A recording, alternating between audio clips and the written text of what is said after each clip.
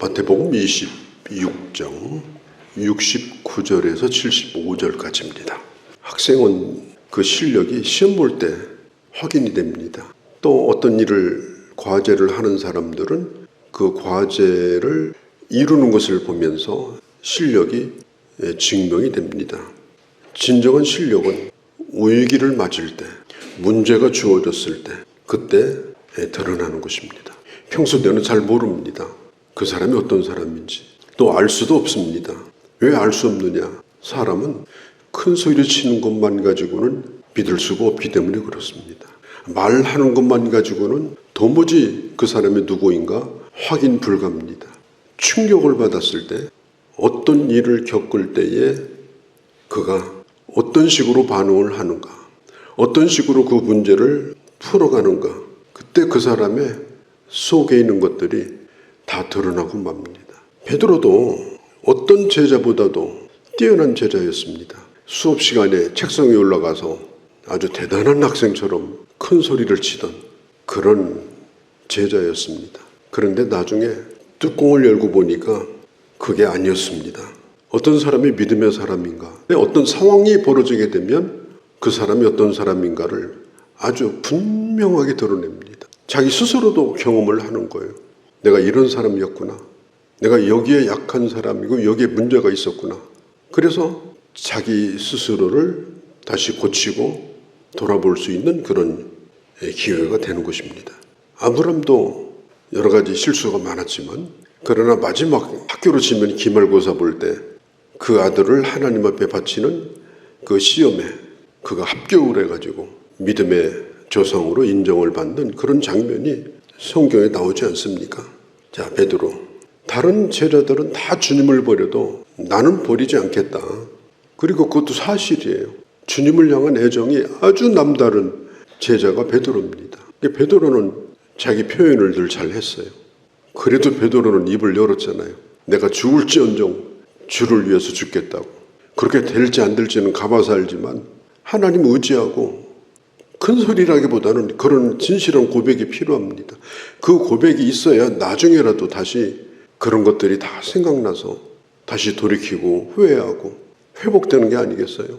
한 말이 없는데 무슨 회복이 돼요? 한 말이 없는데 무슨 생각이 나는 게 있겠습니까? 여러분, 교회에서도 마찬가지예요. 구역이든지 부서 모임이든지 교회 여러 가지 모임들이 있잖아요. 이렇게 우리 하면 어떨까요? 예, 그렇게 해봅시다. 우리 같이 한번 힘쓰면 되지 않겠습니까? 참 좋은 말이죠, 그죠? 앞으로 여러분들이 교회에서 뭘 하든지 어디 가든지 그런 사람이 되시기 바랍니다. 저는 베드로가 잘못했다고 생각하지 않아요.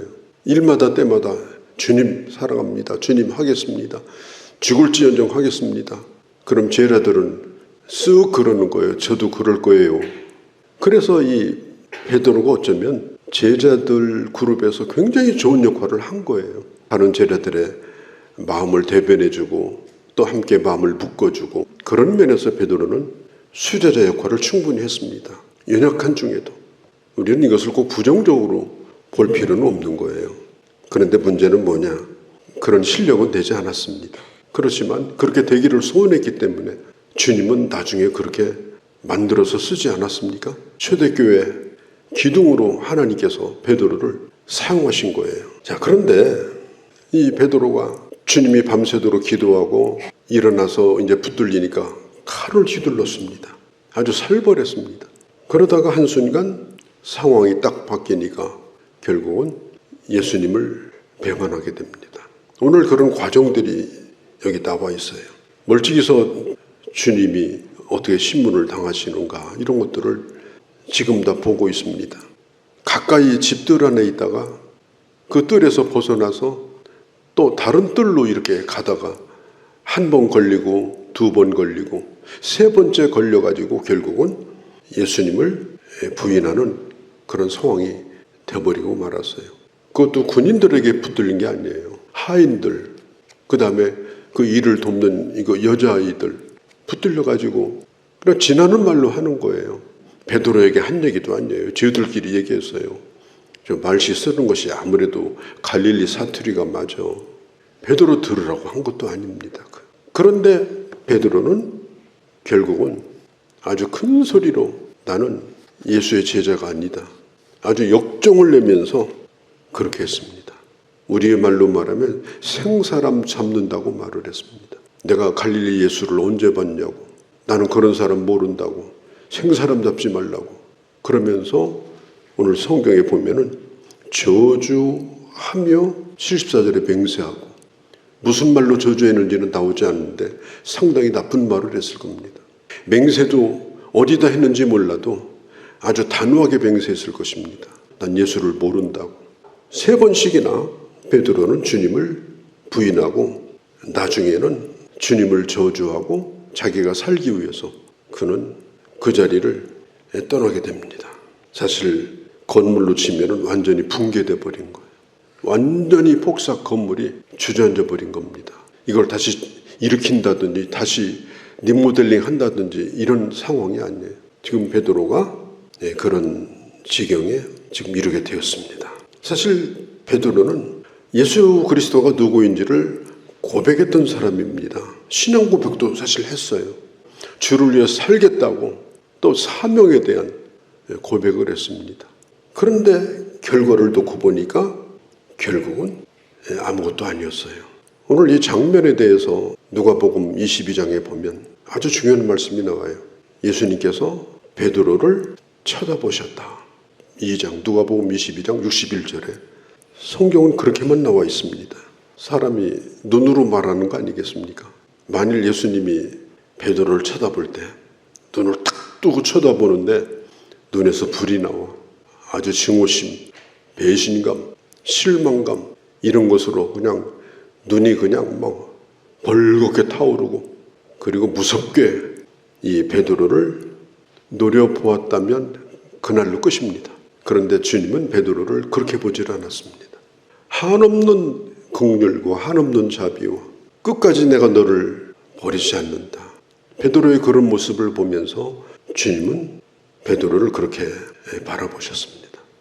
예수님이 그런 말씀을 하신 적도 있어요. 베드로에게 사탄이 너를 밀가 불듯 할 때 내가 너를 위하여 기도했다. 주님은 베드로가 예수님을 3번 부인하고 있을 때 베드로를 위하여 기도하고 있었어요. 그래서 베드로가 넘어지지 않았어요. 그래서 베드로가 타락하지 않았어요. 그리고 주님은 그런 상황 속에서도 베드로를 사랑하는 눈으로 바라보셨어요. 오늘 우리도 똑같다고 저는 생각합니다. 오늘도 주님이 우리를 바라보고 계십니다. 잘하면 잘하는 대로, 못하면 못하는 대로, 또 칭찬받을 만하면 그런 대로, 실망시키면 그런 대로 바라보시는데 항상 같은 마음입니다. 내가 너를 사랑한다. 내가 하나님 보좌 우편에서 내가 너를 위해서 기도한다. 그리고 성령을 보내주셔서 성령 하나님께서 우리와 함께 하시기 때문에 오늘 우리가 여기까지 오게 된 것입니다. 사람은 한없이 약합니다. 이 세상에 강한 사람이 없습니다. 다만 우리는 하나님이 붙들어 주시는 사람이기 때문에 어린아이라 할지라도 그 부모가 있으면 자라나듯 우리는 하나님의 은혜 속에서 여기까지 오게 된 겁니다. 성경에 보면 이렇게 말합니다. 75절에 생각나서 밖에 나가서 심히 통곡하니라. 뭐가 생각나서? 3번 부인하리라 한 말씀이 생각나서. 중요한 것은요, 말씀이 생각이 나야 돼요. 아무리 힘들고 어려워도 절망하는 생각을 하면 안 돼요. 내가 너를 사랑한다. 내가 너를 떠나지 않겠다. 내가 너를 결코 버리지 않겠다.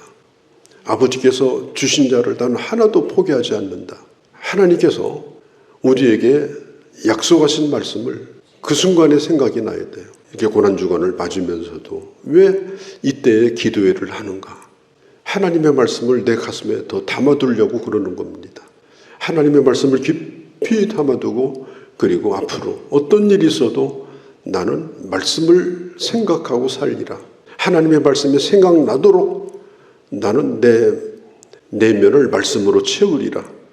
그렇게 하기 위해서 우리는 하나님의 말씀을 깊이 이해하고 그리고 어느 순간이 되면 성령께서 말씀이 생각나게 한다고 했으니까 말씀이 생각나서 우리가 다시금 하나님의 사람으로 설 수 있는 그런 은혜를 베풀어 주시는 것입니다. 인생이라고 하는 것은 한 장의 파노라마에 불과합니다. 아마 베드로도 그랬을 거예요. 어젯밤에 있었던 일만 해도 일이 많았잖아요. 만찬할 때 일어났던 일들, 또 주님이 기도할 때 일어났던 일들, 또 주님이 붙들렸을 때 일어났던 일들, 주님을 3번 부인하는 그 모든 그런 과정들, 이런 것들을 다 생각하는데 주님이 말씀하신 대로 된 거예요. 말씀하신 대로 그대로 자기가 되고 말았어요. 나는 결코 갈릴리 사람이 아니라고 예루살렘 표준말 쓰면서 그렇게까지 하면서 아주 비열하게 살려고 몸부림쳤던 베드로, 그런 상황까지 빠졌는데도 이 베드로는 하나님의 말씀이 생각난 거예요. 이게 중요한 겁니다. 그래서 예수님은 말씀을 생각하며 십자가를 지신 분이에요. 그래서 성경에 보면 말씀을 이루려고 말씀대로 되어지게 하려고 순간순간 그렇게 하면서 주님 그 길을 가실 때 제자들은 말씀을 다 잃어버린 거예요. 그 차이가 있는 것입니다. 오늘도 주님은 우리를 사랑하십니다. 그리고 내게 주신 말씀을 이루고 계십니다. 하나님의 말씀은 약속의 말씀입니다. 상황을 보지 말고 내 연약함을 보지 말고 하나님의 말씀을 붙들고 약속을 붙들고 고난의 골짜기를 지나서 그걸 잘 견디고 거기서 믿음의 실력도 확인하고 그러면서 정말 영광스러운 그런 부활의 기쁨에 참여할 수 있는 하나님의 사람으로 살아가시기를 바랍니다. 하나님의 놀라운 회복의 은혜가 이번 2026년 이 고난주간 기도회를 통해서 여러분들 가운데 충만히 임하시기를 바랍니다. 특별히 여러분들의 육체적인 연약함도 하나님이 치유하시고 회복해 주시기를 바랍니다.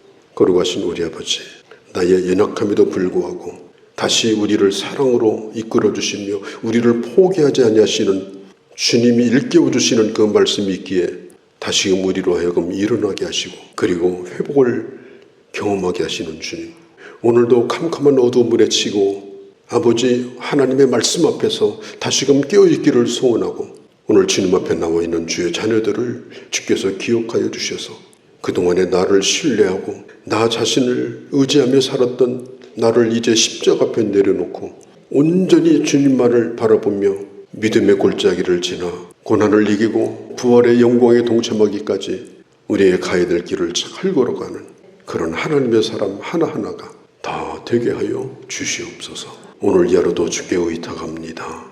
우리 주 예수님의 이름으로 기도하옵나이다. 아멘.